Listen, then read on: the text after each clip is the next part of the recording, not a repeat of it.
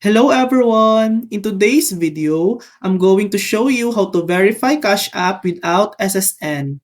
The only alternative is creating a sponsored account.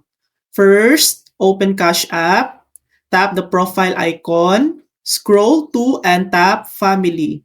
Choose Sponsored Account. Ask a family member who already has a verified Cash App account can invite you to use their account details.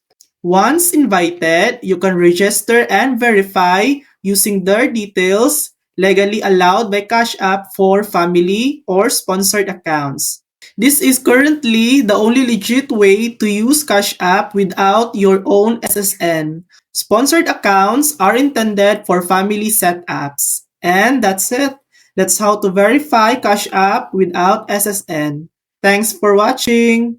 If this video helped you, please like and subscribe for more helpful tutorials.